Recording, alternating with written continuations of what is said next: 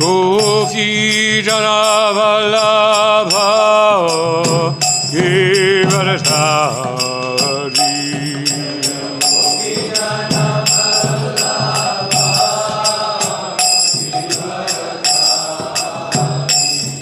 Gopi Jana Vallabha Givarthari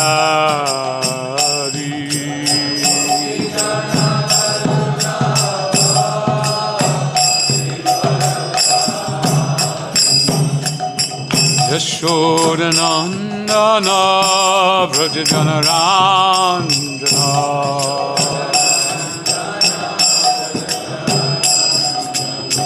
Yashodanandana Vrajajana Ranjana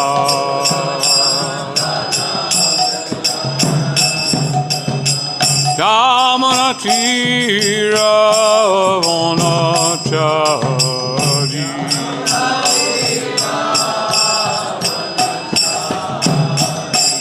Damanatira Vanachari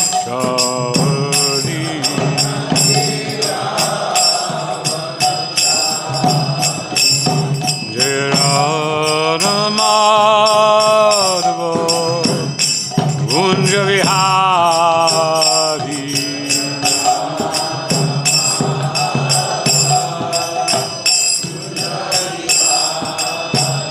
Jaya Radha Madhava Kunja Vihari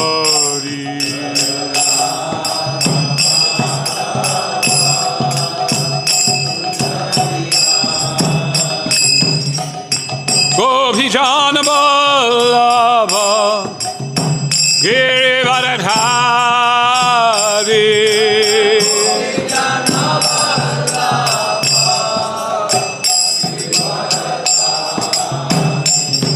Gopi Jana Vallabha Giridhari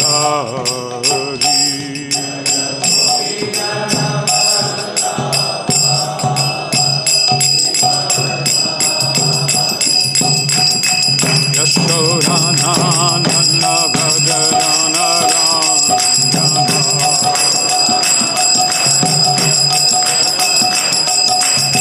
Yashodanandana Vrajajana Ranjana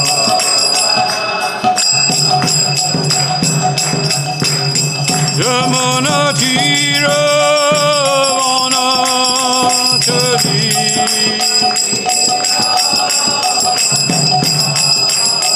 Yamuna Tira Vanachari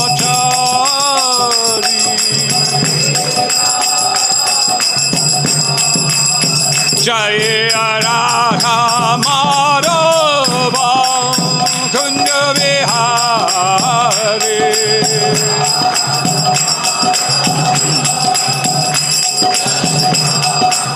Jaya Radha Madhava Kunja Vihari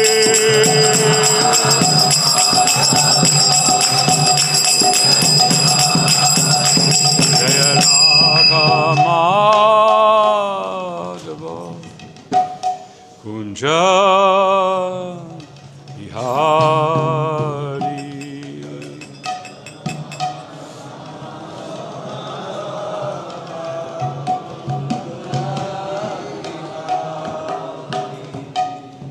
Jai Om Vishnupada Paramahansa Parivajikacharya Ashtatera Satashi Shrimad Dandi Goswami Shilesi Bhaktivedanta Swami Srila Prabhupada Ki Jai Jai Om Vishnupada Paramahansa Parivajikacharya Ashtatera Satashi Shrimad Srila Bhakti Siddhanta Saraswati Thakur Srila Prabhupada Ki Jai Adanta Koti Vaishnava Vrind Ki Jai ISKCON founder Acharya Srila Prabhupada Ki Jai Namacharya Srila Haridas Thakur Ki Jai Prem se kaho Shri Krishna Chaitanya Prabhu Nityananda Shri Advaita Gadadhar Shri Vasadi Gaura Bhaktivinoda ki jai.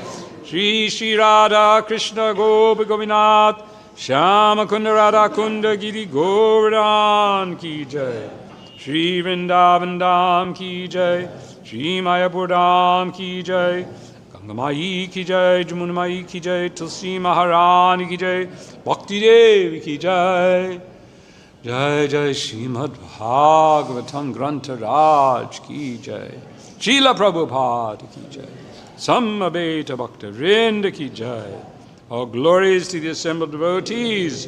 All glories to the assembled devotees. All glories to the assembled devotees.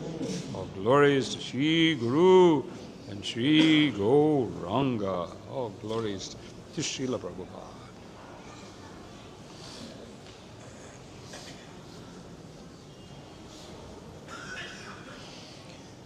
Om Namo Bhagavate Vasudevaya.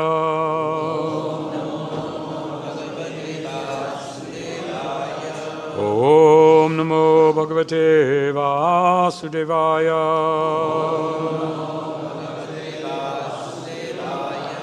Om Namo Bhagavate Vasudevaya.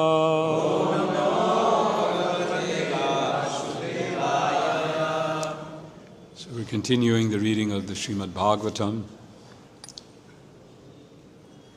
10th canto, chapter 87. Text 2. Shri Shukavacha Buddhindriya Mana Pranam Jananam Ashrajat Prabhu Matrartam Cha Bhavatam Cha Atmane Kalpanaya Cha. Shri Shukavacha Buddhindriya Mana Pranam Jananam Ashrajat Prabhu Matrartam Cha Pavartam Cha Atmane Kalpanaya Cha.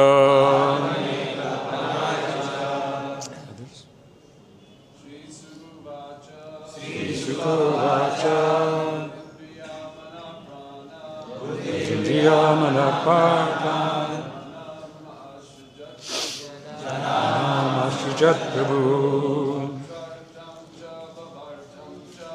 Matrartam Cha Pavartam Cha Atmane Kalpanaya Cha.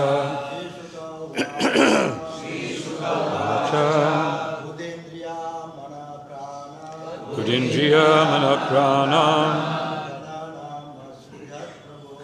Jananam Ashrajat Prabhu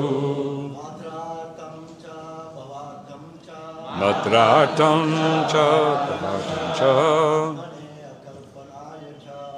Atmane Kalpanaya Cha. Shukavacha Buddhindriya Mana Pranam Jananam Ashrajat Prabhu Matrartam Cha Pavartam Cha Atmane Kalpanaya Cha. Shukavacha Buddhindriya Mana Pranam Jananam Ashrajat Prabhu Matrartam Cha Pavartam Cha Atmane Kalpanaya Cha. Ladies? Oh, please. Buddhindriya Mana Prana Jananam Ashrajat Prabhu Matrartam Cha Pavartam Cha Atmane Kalpanaya Cha. Ladies, please.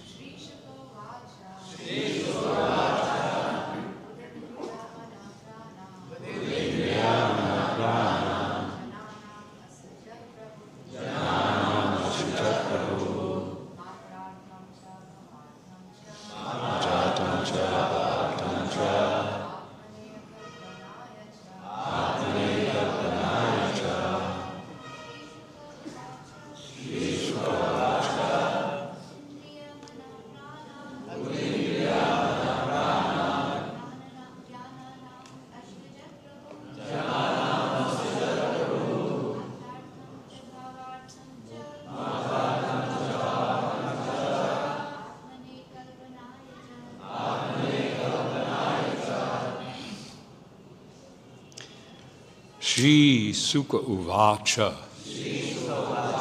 Sukadev Goswami said,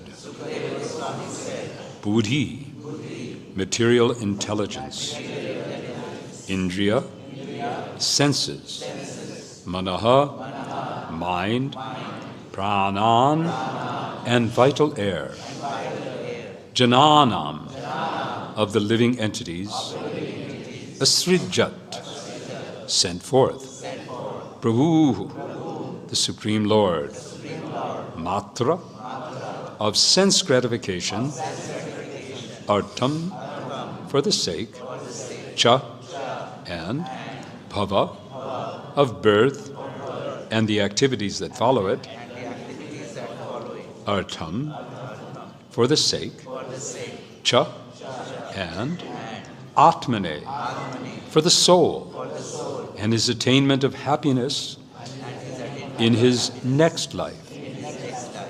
Akalpanaya, for his ultimate abandonment of material motives. Cha and. Translation and purport. Shukadev Goswami said, the Supreme Lord manifested the material intelligence, senses, mind, and vital air of the living entities, so that they could indulge their desires for sense gratification, take repeated births to engage in fruitive activities, become elevated in future lives, and ultimately attain liberation. Purport. At the dawn of creation, when the conditioned living entities lay dormant within the transcendental body of Lord Vishnu, he initiated the process of creation by sending forth the coverings of intelligence, mind, and so on for the living entity's benefit. As stated here, Vishnu is the independent Lord, Prabhu, and the living entities are his jana, dependents.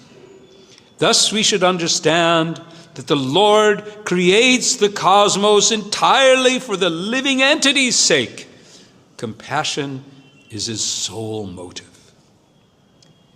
By providing the living entities with gross and subtle bodies, the Supreme Lord enables them to pursue sense gratification and, in the human form, religiosity, economic development, and liberation.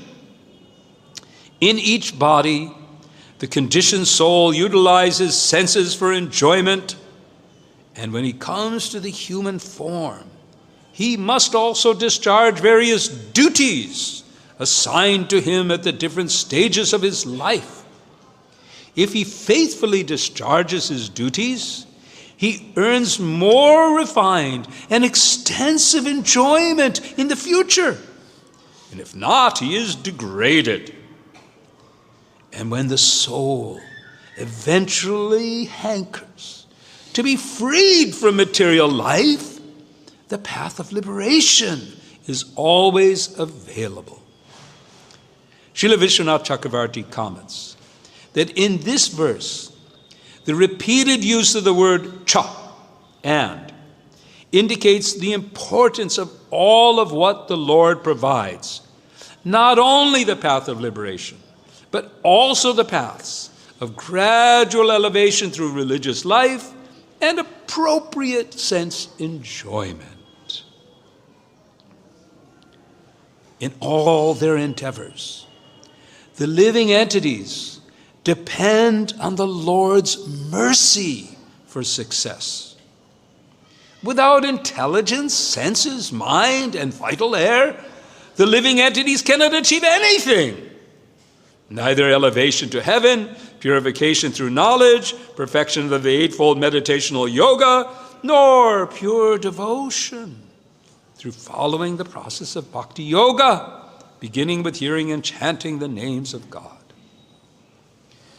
How then, if the Supreme arranges all these facilities for the conditioned soul's welfare, can he be impersonal? Far from presenting the absolute truth as ultimately impersonal, the Upanishads speak at great length about his personal qualities. The absolute described by the Upanishads is free from all inferior material qualities, and yet he is omniscient, omnipotent, the master and controller of all, the universally worshipable Lord, he who awards the results of everyone's work and the reservoir of all eternity, knowledge, and bliss. The Mundaka Upanishad 1:19 states, Yas sarvagyasa sarvavidyasya jnanamayam tapaha. He who is all-knowing, from whom the potency of all knowledge comes, he is the wisest of all. In the words of the Brihad Aranyaka Upanishad 4:422, 373, and 124, Sarvasya Vashi Sarvasyeshanaha. He is the Lord and controller of everyone. Yat pritivyam tishtan pritivya antaraha. He who resides within the earth and pervades it. And so kamayata bahu sham. He desired, I will become many. Similarly, the Aitareya Upanishad 3:11 states, Sa aikshata tatejo srijata. He glanced at his potency, who then manifested the creation. While the Taittiriya Upanishad declares, Satyam Jnanam Anantam Brahma. The Supreme is unlimited truth and knowledge. The phrase, Tattvam Asi, you are that, Chandogya Upanishad 6:8-7, is often cited by impersonalists as a confirmation of the absolute identity of the finite jiva soul with his creator. Shankaracharya and his followers elevate these words to the status of one of the few Mahavakyas, key phrases they say express the essential purport of Vedanta. The leading thinkers of the standard Vaishnava schools of Vedanta, however, vociferously disagree. Vociferously. Whew. Vociferously disagree. If you don't know what that word means, it means, yeah, they disagree vociferously. I guess it comes from the term vo. Vo is vak, vo, voice, right? So if one is vociferous, that means like me, loud.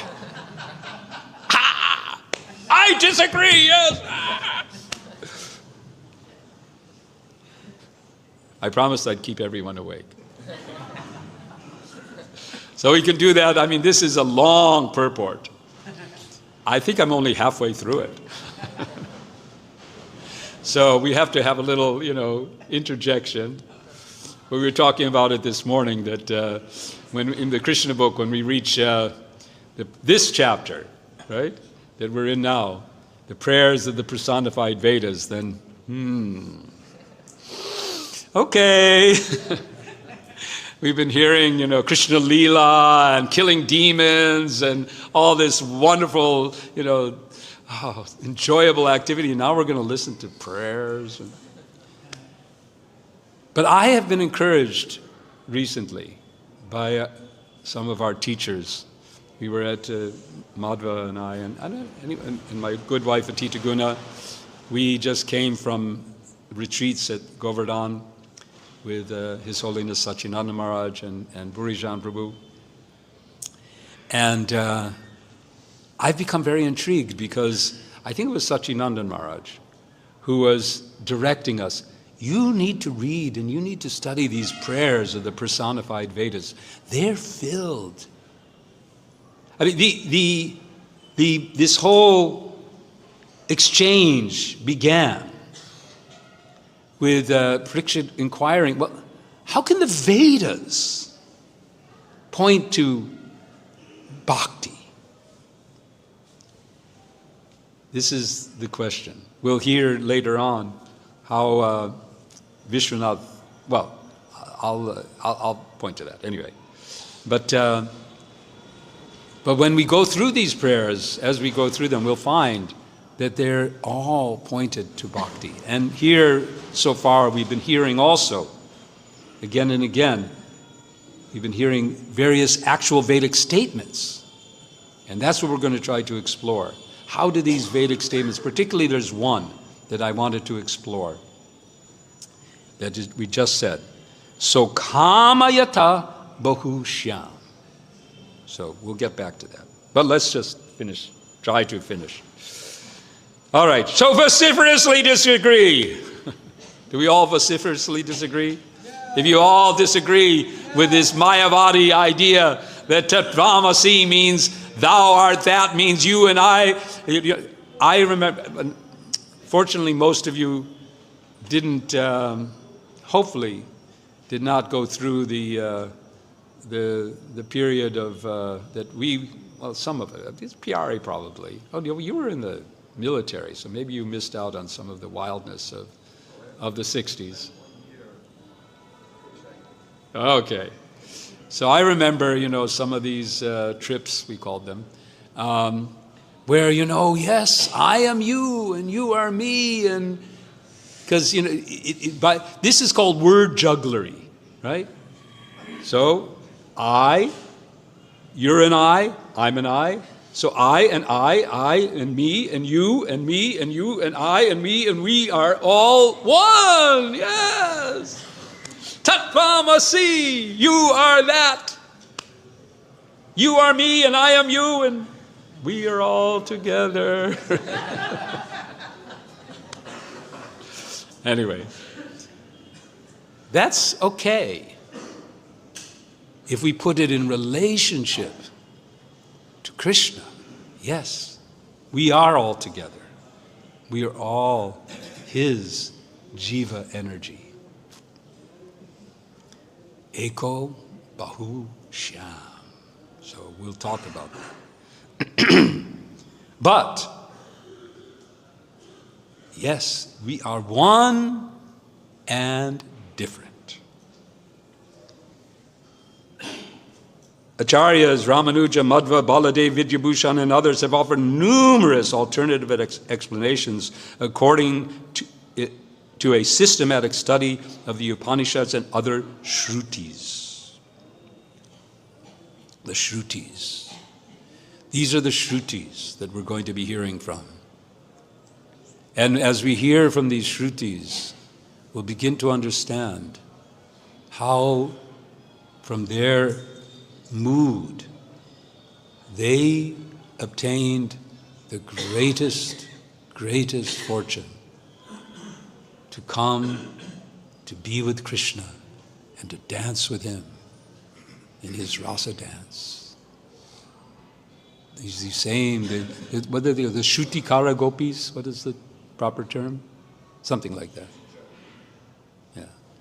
In the rasa dance, and there's different rasa dances. There's more intimate, and then there's a name for the community dance. I can't remember the name. Anybody remember? Anyway, there are sometimes when Krishna engages in his rasa dance, it's like, come along, every qualified gopi.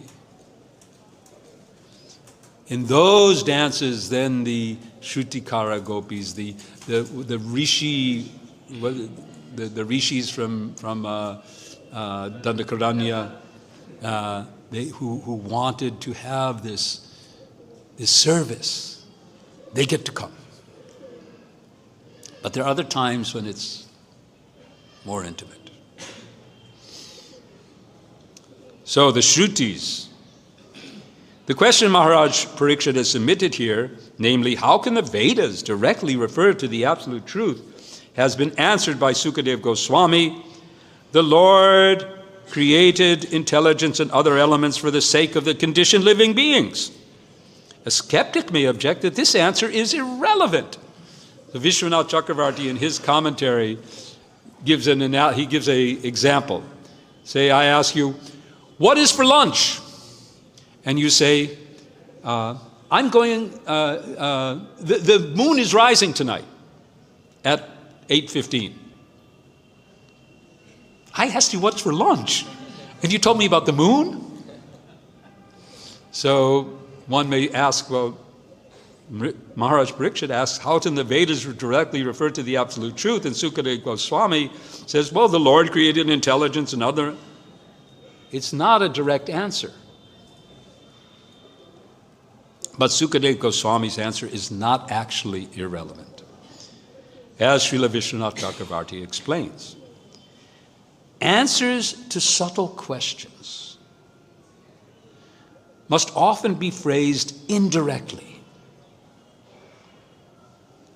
As Lord Krishna himself states in his instructions to Uddhava in the Bhagavatam 11:21-35, Parokshavad Rishya Paroksham Mamacha Priyam. The Vedic seers and mantras deal in esoteric terms, and I am pleased by such confidential descriptions. Esoteric terms. They're, I guess, Parokshavad is that, what Parokshavad means.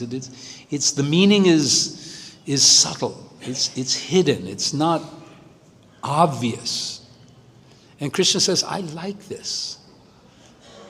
And we find this in his Leela, especially with his gopis, and sometimes his Madhu Mangal is also good at this, at introducing, talking about things, but in a way that seems totally different, but within it there is the meaning.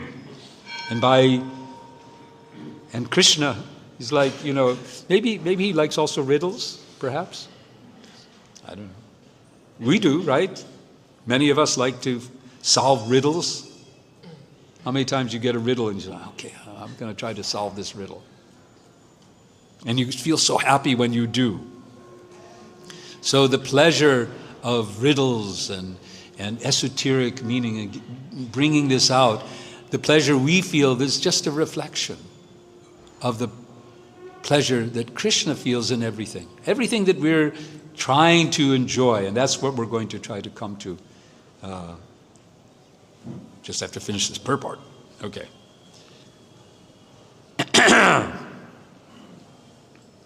In the present context, the impersonalist on whose behalf Parikshit Maharaj asked his question cannot appreciate the direct answer.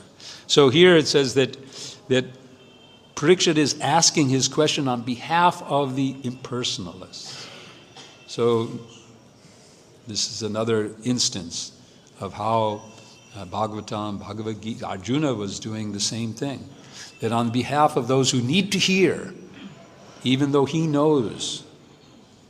I'm reminded, and I have to go off in a little tangent, but we were in Govardhan, and we were hearing about the meeting that Krishna had with so many different personalities at Kurukshetra. And one of the groups that he met were the sages. Now, the sages and munis, I don't remember the whole list, but I would imagine, and of course we're not supposed to, but we can imagine, we can, anyhow. Maybe it says somewhere that some of them may have been impersonalists. It's possible.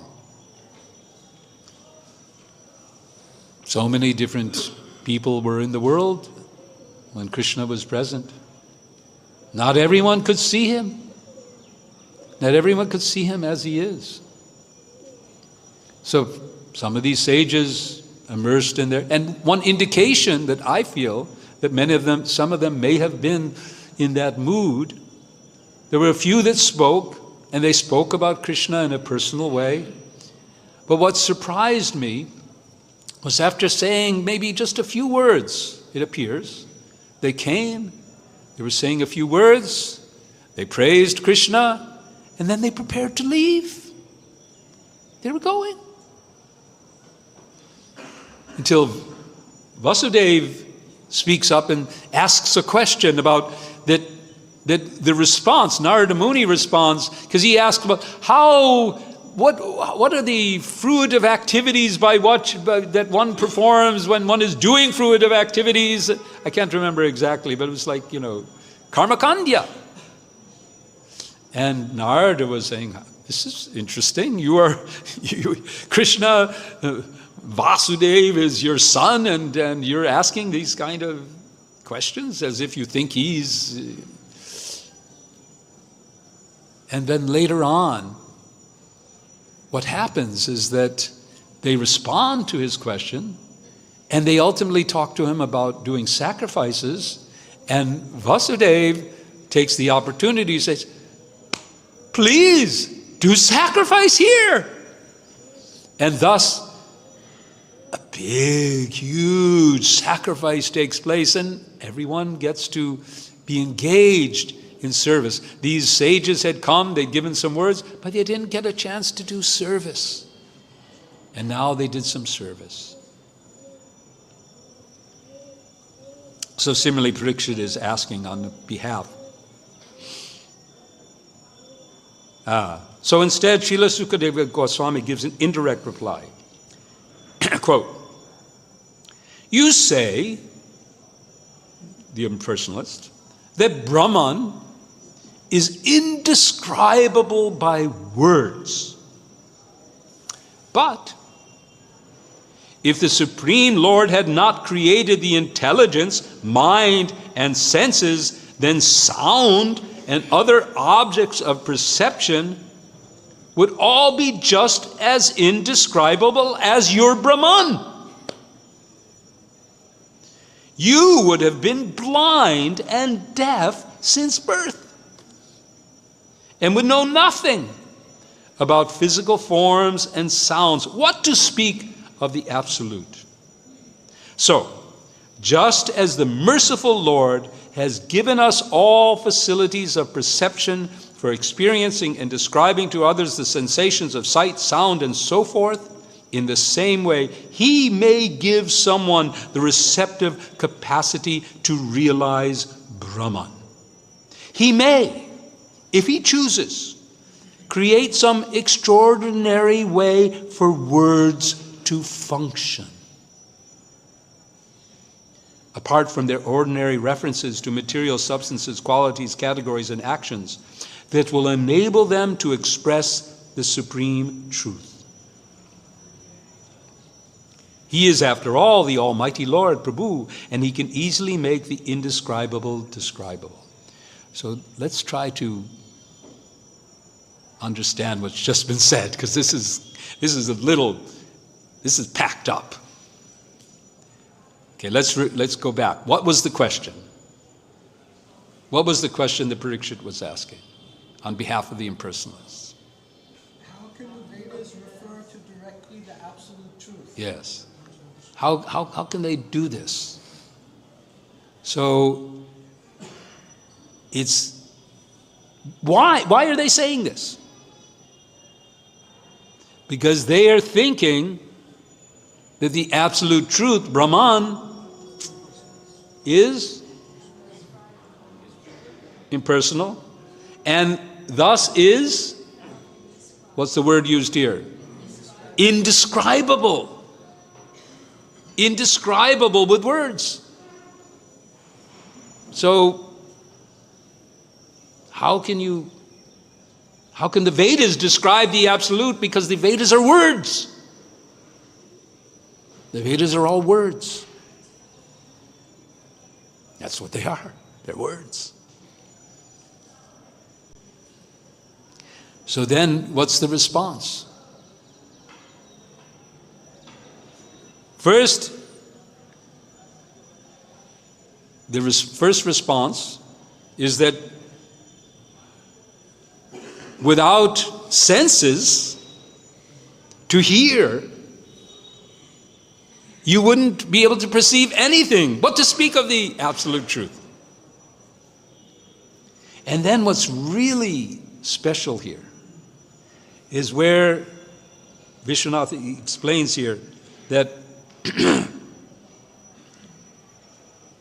he, talking of Krishna, he, if he chooses, creates some extraordinary way for words to function.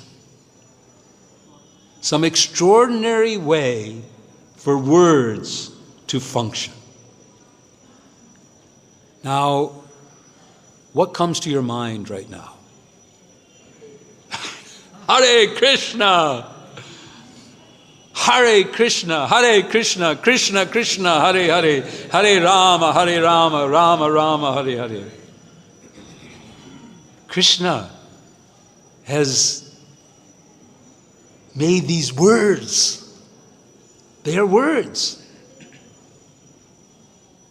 They're sounds.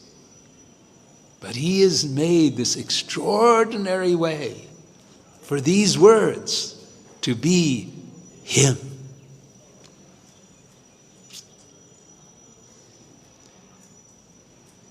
And when it comes to the Vedic aphorisms, similarly, Janmadyasya yataha, these words begin to convey him, his absolute nature, his qualities can be perceived through words. How many times, Prabhupada was confronted in this way, right? A few times. Like, how can you use words? These are all words. You're using words. This is the truth, God. It's greater than words. And I think there was one famous one who would speak like this and say, "There's no need for scriptures. There's no need. There's all words." And then the Prabhupada's response is, "Then shut up." You say there's no need for words. Why don't you be quiet? What are you doing? You're just spilling out words, and there's no meaning. So shut up. I don't suggest you may not need to. I don't know. Here we are. I was reflecting the other day that I just reached the young age of 74, and I was reflecting that this was Srila Prabhupada's age when I first met him. He was 74 in 1970. And I was reflecting, whoa, what a gulf of difference, where I'm at 74 and where he was at that time. Energy-wise, I can say maybe I can keep up a little bit. But spiritually, ooh, what a gulf, what a gulf. Of course, that's Srila Prabhupada. And I am what I am. I was going to begin this class. I was going to go back to the first verse. There's an introduction that Vishwanath gives, and I'll just try to remember it. Basically, he says that I'm sitting here, I'm speaking, I become a merchant for jewels, but I don't know anything about jewels. But still, I'm not ashamed, because at least I can entertain. So I hope that maybe I can, I can wave my hands and I can jump up and down. So I have a little ability to do that.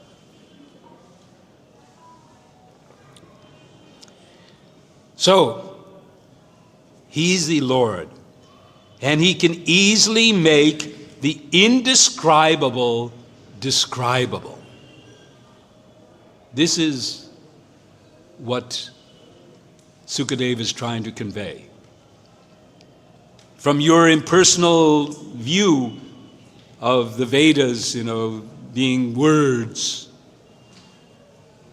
especially when you speak of the Rig Veda and the Rig Vedas are just hymns. But within it, there's all this meaning.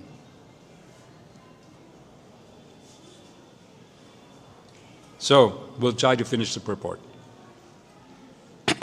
Lord Matsya assures King Satyavrata that the absolute truth can be known from the words of the Vedas. Madhya mahimanam cha param brahmeti sabditam vetsyasya anugrahitam me samprashnaya vivritam hridi. You'll be thoroughly advised and favored by me, and because of your inquiries, everything about my glories, this is Matsya avatar, which are known as Param Brahma, will be manifest within your heart. Thus you will know everything about me. Because of your inquiries, you will be thoroughly advised and favored by me. And you'll learn about me. It will manifest in your heart. Thus you will know everything about me. The fortunate soul who has been graced by the Supreme Lord with divine inquisitiveness will ask questions about the nature of the Absolute.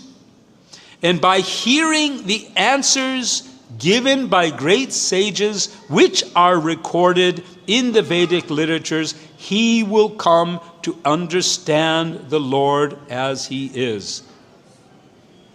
Thus, only by the special mercy of the Supreme Person does Brahman become Shabditam, literally denoted by words. Otherwise, without the Lord's exceptional grace, the words of the Vedas cannot reveal the absolute truth. So Sukadev's answer is that it's by Krishna's mercy that the Vedas can describe the absolute truth. Without that, yes, you're right, impersonal yogi. They're just words.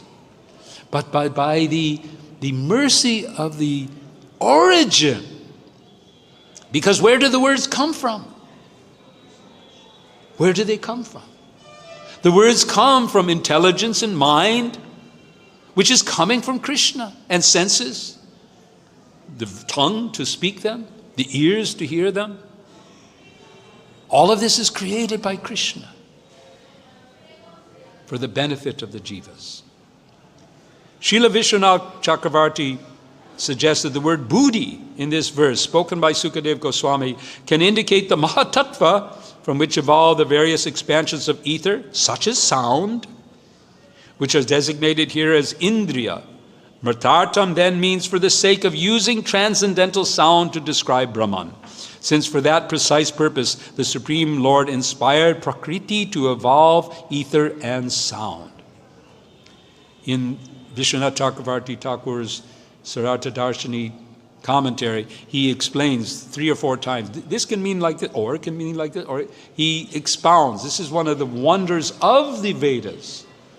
And the words that are used can be understood because yes, one word can't do it. You cannot use just one word to describe Krishna. Although Krishna does come close. The word Krishna does come pretty close. It's that I've always felt, although I don't know if there's any direct reference, that we extol, we love Krishna because the meaning encapsulates, in one sense, everything about him. He's all attractive. So all the, he's Govinda, he's Gopinath, all these qualities, he's Nandanandana, he's Yashodanandana. These all describe his activities, and all of them, what are they? What effect do they have on us? They attract us. When we hear about him as Gopinath, when we hear him out as Govinda, we become attracted. So Krishna, all attractive, in one sense, encapsulates all of his other names. But to fully experience Krishna, we have to hear about him and his Leela, his activities, again, through the Vedic Shabda. Let's see. Whoa. I can make it.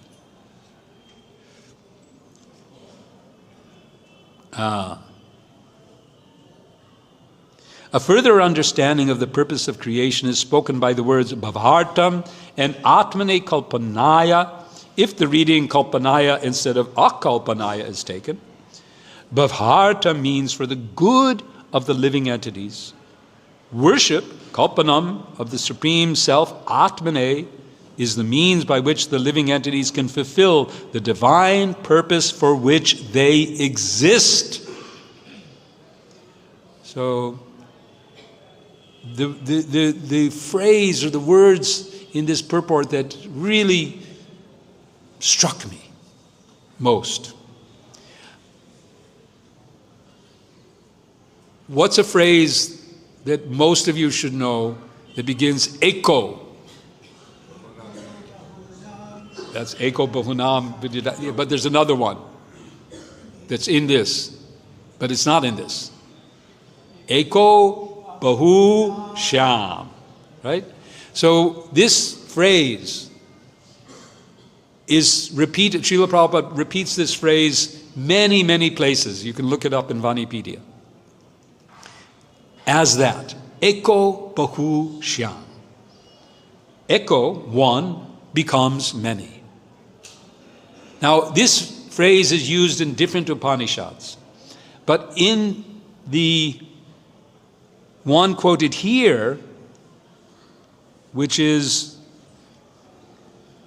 Brihad Aranyaka Upanishad, it said, So kamayata bahushyam. So kamayata bahushyam. That why is Eko bahushyam? Why? Kamayata. Kamayata. Kama. Desire. Kama is the root. The Lord, the Supreme, desires. The Supreme Lord desires. He desires. And out of desire, He, one, becomes many because He wants relationships, interaction, leelas, pastimes. He wants these things. He can't enjoy. This morning we were listening, Srila Prabhupada was describing that only in Krishna consciousness, only in bhakti is there actually ananda. And I was thinking, well, wait a minute. What about Brahmananda? We have God, brother, Brahmananda. So what about, Prabhupada says, there's no Ananda in Brahman. That's why, Arurya Krishna Parampadantadad Patantadado Yashvadangraya. That's why those who pursue the Ananda, I think he does say, there's a little. He does give a little. But they come back because they're not getting the Ananda, which is the actual quality of the jiva, is to have Krishna is Satchitananda. We are particles of Him. We are also Satchitananda. It is our nature to be blissful. But what's happened? Something's happened. Through last night, through my mind was rolling a verse that I've been trying to learn, and I think I kind of got it now. But it was just, I was going to keep on going. Let me see if I got it.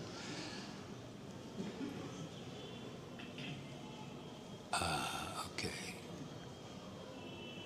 Krishna Bulia Jeev. Bhoga Vancha Kore. Pasate Maya Jabatiya Dore. This morning, because I learned it, but I was wondering, what is the meaning of japatiya? It's not japa. It has nothing to do, maybe it does, but it's not japa. I said, by doing japa? Yeah. And then I asked you, I think, was it you? And he said, japatiya. Japatiya is like, yeah, right, like that. Forcefully, immediately. Krishna Bhulya, forgetting Krishna. Jiva Bhoga Vancha, desiring Bhoga. That was one of the first words we learned, right? When we joined that's Bhoga. Get away from that, that's Bhoga. It's not for you, that's Bhoga. There's the prasad. There's the Bhoga room and then we learn, Bhoga, don't get away from Bhoga. Bhoga's for Krishna. Bhoga Ishvarya Prasaktanam. Bhoga. Krishna is, Bhoga means it's for Krishna. But we think, Bhoga Vancha, we want Bhoga. We want to enjoy the Bhoga. So Bhoga Vancha, desire, kama, because our desire turned. Krishna Bhulya, forgetting Krishna. We're in this, we are, not we're in, we are. Sometimes it's we confuse that Tashta is like some place. The marginal region or something like that. No, it's just we are Tatashta. We are, by nature, we have this minute independence. We have this tiny independence. We can turn this way or that way. I mean, that's basically it. We can look to Krishna or Krishna Bhulya Bhogavancha. And as soon as we turn, then Japatiya Dare. Japatiya Dare. Maya captures. Japatiya Dare. Pashate Maya Dare Japatiya Dare. Soon, it doesn't take long.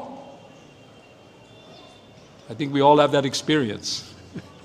It's not like, we forget Krishna and we start to think, it's not like, gradually we become in Maya. No, it's like, oh. And then hopefully, the same thing does happen when we turn back. And Krishna, he also quickly takes us. But our conditioning keeps us turning. So let me try to finish the purport. Okay.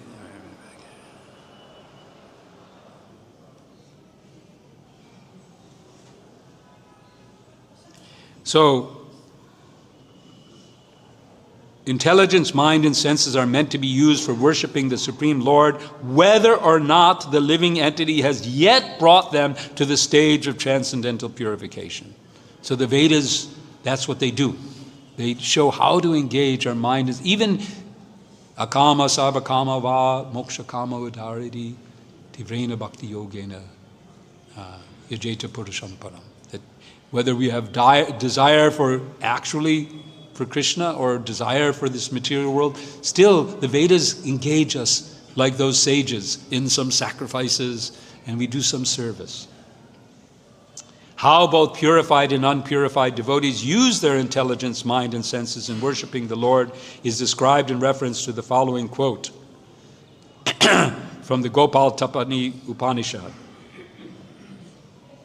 Satpundarika nayanam megabam vaidyutambaram vibhujam mona mudradyam vanamalinam ishvaram. The Supreme Lord, appearing in his two-armed form, had divine lotus eyes, a complexion the color of a cloud, and garments that resembled lightning. He wore a garland of forest flowers, and his beauty was enhanced by his pose of meditative silence.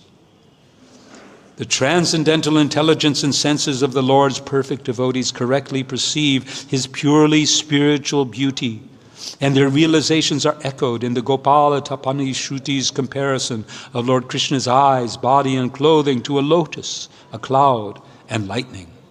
On the other hand, devotees on the level of sadhana, who are in the process of becoming purified, have only barely realized the Supreme Lord's boundless spiritual beauty. Nonetheless, by hearing scriptural passages such as this one from the Gopala Tapani Upanishad, they engage in contemplating him to the best of their fledgling ability. Although the neophyte devotees have not yet learned how to fully realize the Lord, or meditate steadily on even the effulgence surrounding his body, still they take pleasure in presuming we are meditating on our Lord, and the Supreme Lord, moved by the waves of his boundless mercy, himself thinks, these devotees are meditating on me. When their devotion matures, he draws them to his feet to engage in his intimate service. Thus it is concluded that the Vedas have access to the personal identity of the Supreme only by his mercy. In our Holy Name retreat, I think it was, we heard a beautiful, was it a letter? I think, where Srila Prabhupada speaks. He says, don't try to see Krishna, but act in a way that Krishna wants to see you? No. That he does say that somewhere. But here he said something a little different. He said, act in a way that Krishna wants to call you. Call you. As described here, he draws them to his feet. He draws them. Act in a way. So here, how to act? You can say, well, I know this is, in our retreats, we're asked to meditate a little, visualize, right? And I sit there and I try to visualize, and I have trouble. I have difficulty. I think, it's a little easier if I just remember a picture or something, but to actually, with my mind, visualize Krishna's form. And so I remember a year ago or so, it was like, visualize Radha and Krishna, and I could never manage to visualize them together. Something like, Radha, Krishna. So even though we cannot do it, our attempts to do this are such that Krishna sees it, and he thinks, these devotees are meditating on me. And when their devotion matures, he draws them to his feet to engage in his intimate service. Jai, Jai Srila Prabhupada. And thank you to these devotees who gave us this wonderful purport. It's a whole team, as you may know. Hridayananda Maharaj, Gopi Puranadana Prabhu, Dravida Prabhu, they all work together to produce these wonderful purports following in the footsteps of Srila Prabhupada. Thank you. So it's 9 o'clock. I don't know, boss. Take one or two questions, but Okay. limit them. Okay. I will answer. wisely. I will answer. Choose? No, well, yeah, they have a lot of- All right. Okay. Let's see. You raise. I'll close my eyes. You raise your hands, and then I'll see what I. When I open them up, I'll. Are you visualizing? I'm visualizing. Yes. Any questions or comments? Yes, please. Hare Krishna, Pancharatna Prabhu, fantastic class. Thank you so much. In the That beginning means of I the could keep people awake. That's all. in the beginning of the purport, it's mentioned that the Lord does the creation, the material creation, for the living entity's sake, Yes. and compassion is the only motive for the creation. So I heard in one beautiful class, one devotee was saying, the material creation is Krishna's love letter to the living entity. So along this theme, could you kindly speak more on this theme? Yes, this is we Chaitanya Charitamrita describes this as his Srishti Leela. And I think that, like you're saying, that Krishna loves. What's the most confidential knowledge that Krishna describes in the Bhagavad Gita? He says, this is the most common, several times, this is more, but what's the final place that Krishna says, this is the most confidential? Just before that. He said, but I need to memorize this verse, but it's just before Manmana Bhava Mad Bhakta, where he says that basically, I love you. That's basically what he says. That know that I love you. You're my dearest friend. I'm your dearest friend, and you're my friend. This Bhagavad Gita is sometimes described as Krishna's love song to the jivas. So, yeah, the whole creation is all made by Krishna to rescue us. First, to give us what we're asking, just like children. We're his children. We want to enjoy. We want to.